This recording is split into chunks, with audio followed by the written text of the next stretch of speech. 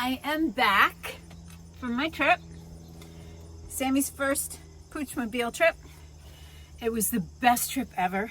I went to the Upper Peninsula. It was my first boondocking experience where I really got to find the place, find the location, find the place, arrive there, be happy there, not get kicked out or get kicked out. My very first place on the Upper Peninsula I got kicked out of after 2 days.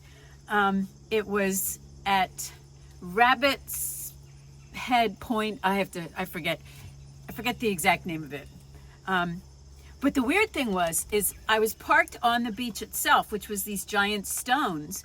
And because I was probably torqued a little bit, my back door wouldn't close. I mean, it would close, but the latch didn't match. I ordered the parts so that I could get it fixed and all that by the next place I stayed. It turned out that after 24 hours someplace else that was more level, there was no problem anymore. Anyway, from there I went to another place right on Lake Superior. It was probably not a legal parking spot, but because I got kicked out at 6 o'clock at night, by the time I got to what I thought would be my first boondocking thing, it was dark and it was scary. And the thing is, on the Upper Peninsula, there's tons of national forest you can boondock in. But I drove down 3 roads, skinny little roads, not even roads, just 2 tires out.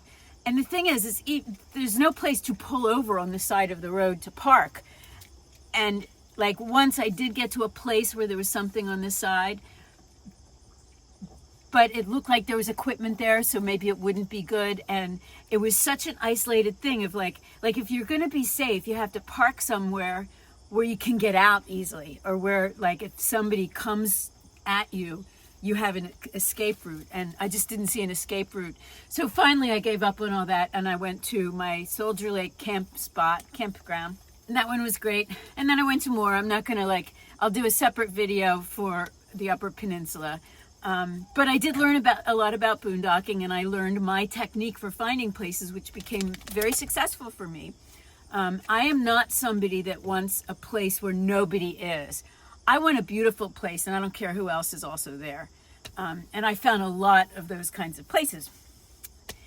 So anyway, when I finally left Upper Peninsula, I drove 12 hours to North Dakota to Lake Audubon. The directions I had from the coordinates that I gotten off of iOverlander were not accurate. They put me in somebody's backyard in a wealthy little section of town. So I ended up using my way of doing it.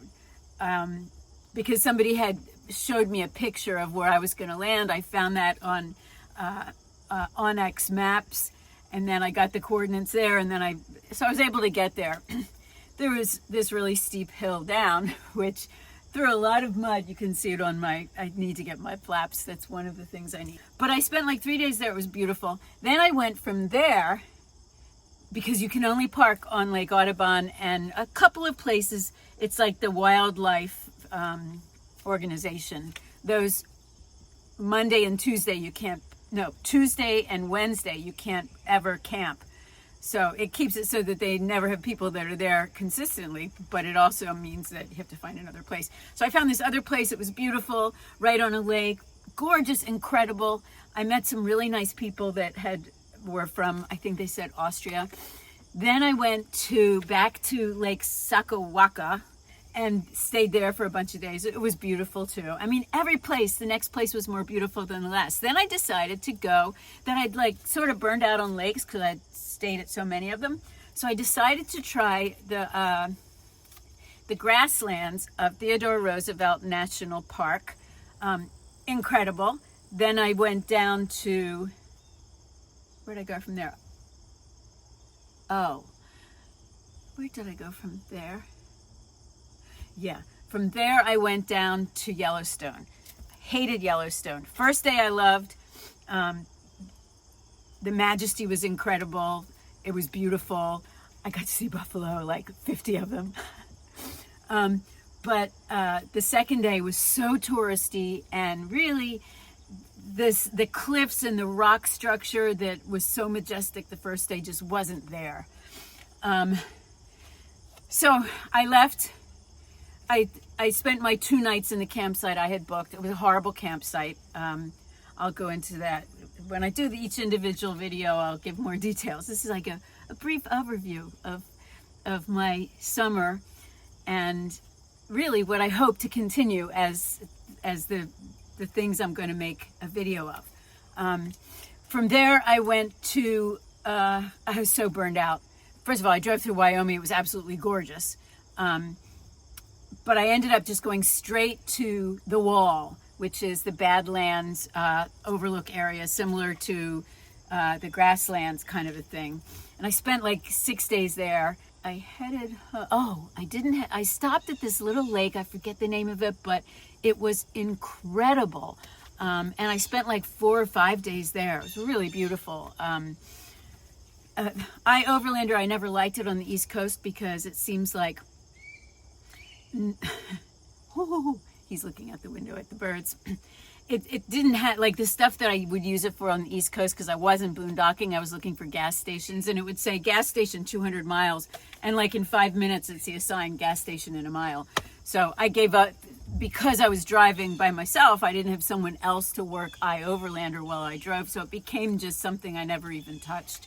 And I don't use the app. I would figure everything out in the van the night before. But I will get into that when I give the video on my way to find cool places.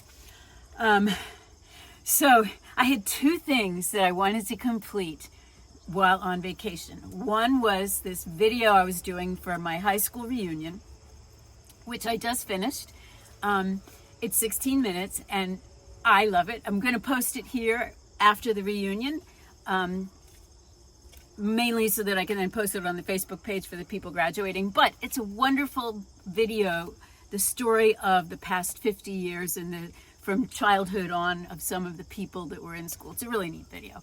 It took me I probably spent 200 hours on it, and I got 26 gigabytes of pictures to work from.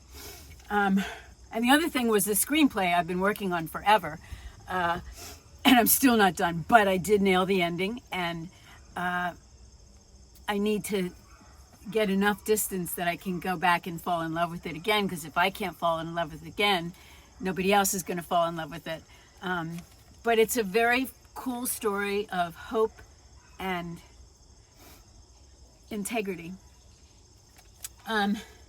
So I did learn a few things on my trip, and I'm about to set off to fix all those things. First of all, I brought a giant thing of like plastic water bottles, just like one of those 40 bottles from the grocery store, and I would keep it under my bed. This is a banquette where if you move the cushions and lift it up the table, you'd have like a nice seating area. But when the bed's in place, and if I'm traveling by myself and not going to be hanging with people, I generally don't undo it because it's kind of difficult. I've got the bedspread so tucked in, it would really be a pain in the ass to pull it apart. So I put the water bottles there, and then my big water bottles I put there, and anything else that's just sitting around. So every time I would stop and at a new place, it was all across the floor. I mean, it